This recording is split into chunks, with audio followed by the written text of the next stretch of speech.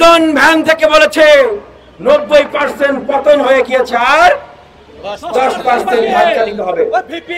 আজকে বাংলাদেশে যেই পরিস্থিতি তৈরি হয়েছে, আপনি সম্মানিত মানুষ, বাংলাদেশের বৃহত্তম রাজনৈতিক দলের শীর্ষ নেতা, আপনি যে নির্বাচনের আলাপ দিচ্ছেন, এই নির্বাচনের প্রেক্ষাপট তৈরি করেছে এই ছাত্র অধিকার পরিষদ এবং গণ অধিকার পরিষদ।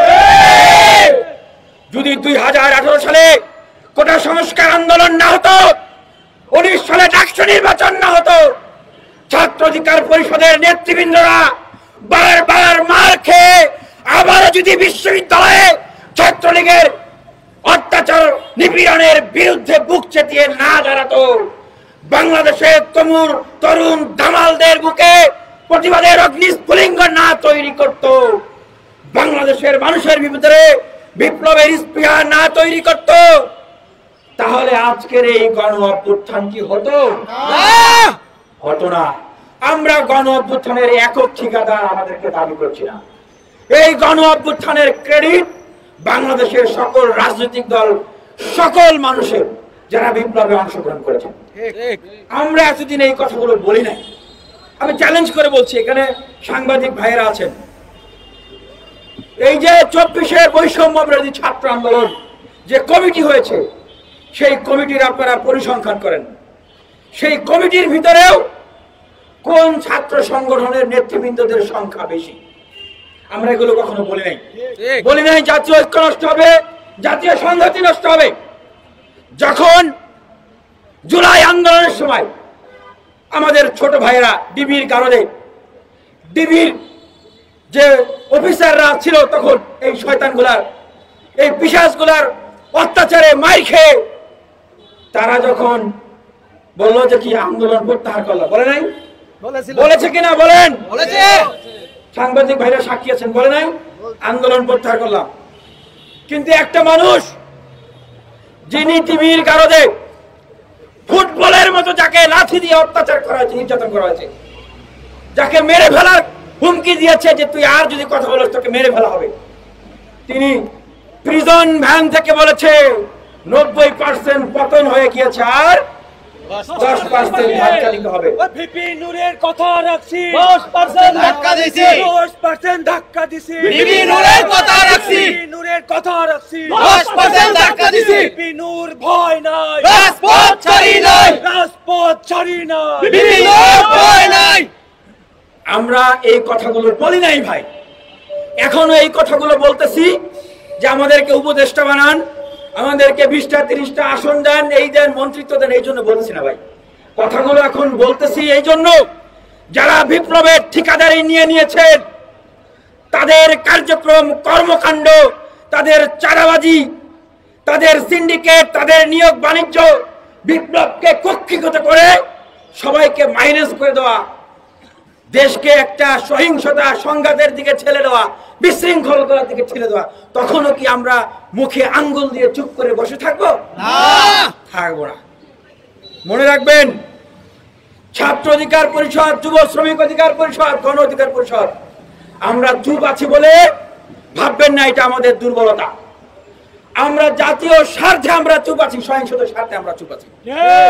দেখেন, অনেকেই বলে, বিভিন্ন সময় সমালোচনা করে যে আমরা অমুকের বন্ধু, তমুকের শত্রু, অমুকের বন্ধু, অমুকের শত্রু, কিন্তু ক্ষণে ক্ষণে আমাদের বন্ধু শত্রু এগুলো নাকি পরিবর্তন হয়। দেখেন ভাই, গণ অধিকার পরিষদ কারোরই শত্রু না।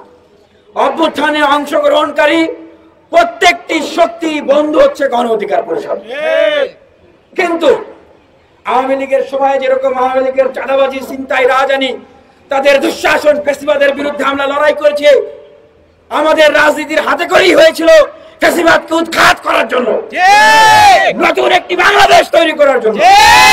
আমরা যদি 5 আগস্ট পরবর্তী বাংলাদেশে আবারও দেখি নতুন করে চাঁদাবাজির সিন্ডিকেট কায়েম হচ্ছে, নতুন করে সন্ত্রাসের সিন্ডিকেট কায়েম হচ্ছে, নতুন করে ফ্যাসিবাদের সিন্ডিকেট কায়েম হচ্ছে, আমরা কি চুপ থাকবো? আমরা সুস্পষ্ট ভাবে জানিয়ে দিতে চাই, আমাদের বন্ধুত্ব দেশের স্বার্থের বন্ধুত্ব।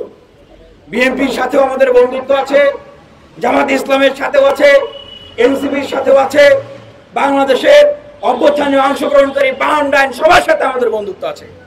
আমাদের বন্ধুত্ব দেশের স্বার্থে, দেশের মানুষের কল্যাণের স্বার্থে আমরা একসাথে কাজ করব। কিন্তু আমাদের বন্ধুত্ব চাঁদাবাজি, ভাগবাটোয়ারা, সিন্ডিকেটের ভাগবাটোয়ারা, মানুষের উপর নির্যাতন করা, মানুষের উপর অত্যাচার করা, এই সমস্ত কাজে আমাদেরকে বন্ধু হিসাবে পাবেন না। শেখ হাসিনাও আমাদেরকে বন্ধু হিসেবে চেয়েছিল, বলেছিল 10টা আসন 5 কোটি করে টাকা দিবে। গেছে গণ অধিকারের নেতারা গেছে? আমি জেলখানায় অন্ধ প্রকোষ্ঠে আটকে ছিলাম 7 মাস, আমি সূর্যের আলো বাতাস দেখতে পারি নাই। আমার বাবাকে ডিবির হারুনকে দিয়ে অফার দিছে, আমাকে আসন দিবে, আমাকে এমপি বানাই দিবে, 25 কোটি করে আমি এক আসনের 5 কোটি টাকা দিবে, জেল থেকে ছেড়ে দিবে, মামলা খালাস করে দিবে। আমি বলেছি যে আমি যদি মরেও যাই আওয়ামী লীগের সাথে ইলেকশনে যাবো না। তার মানে আপনাদের কাছে কি আমাদের আরো পরীক্ষা দিতে হবে?